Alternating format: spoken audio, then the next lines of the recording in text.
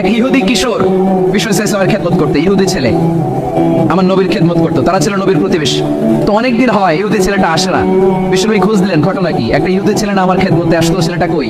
খোঁজ দিয়ে জানলেন ছেলেটা অসুস্থ। বিশ্ব ইসলাম ওই ইহুদির বাড়িতে চলে গেলেন ওই ছেলেটাকে দেখা করার জন্য, ভিজিট করার জন্য। সুবহানাল্লাহ পড়বেন না? গেলেন, যে দেখে ইহুদি ছেলেটা মুমূর্ষ, যান যান যায় যায় বাপ বিছানায় পড়ে আছে, তার বাবা দাঁড়ানো। বিশ্বনবী তার মাথার পাশে বসলেন, মাথায় হাত বুলিয়ে দিলেন, আর ছেলেটাকে বললেন আসলিম, এ ইহুদি ছেলে আসলিম, ইসলাম ধর্ম গ্রহণ করো। তো ছোট্ট ছেলে ভাবে আমরা ইহুদি, এখন ইসলাম ধর্ম গ্রহণ করলে আব্বা যদি বকা দেয়, ফানাযারা ইলা ওয়াজহি আবি, ছেলেটা তার বাবার চেহারার দিকে তাকালো, দেখি আব্বা কি কয়। আব্বা যদি বলে তাই ইসলাম ধর্ম গ্রহণ করো।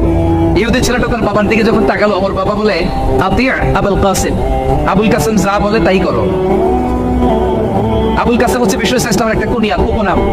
আমার রাসূলের বড় ছেলের নাম ছিল কাসেম। যেমন দেখবেন আমাদের এলাকায় কারো ছেলের বড় ছেলের নাম যদি হয় আব্দুল্লাহ, এরা আব্দুল্লাহর বাপ বলে ডাকে। কারো বড় মেয়ের নাম যদি হয় ফাতেমা, এরা কি ডাকে? ফাতেমার বাপ বলে না? তো বিশ্ব ইসলামের বড় ছেলের নাম ছিল কাসেম।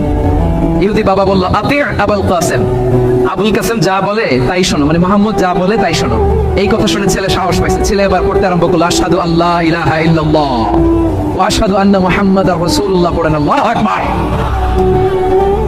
বিশ্বনবীর আহ্বান শুনে ওই আহ্বানে সাড়া দিয়ে ইহুদি ছেলে শাহাদা পড়ে মুসলমান হয়ে গেল। তার হৃদয়টার ঈমানের নূর দিয়ে আলোকিত করে দিল কে?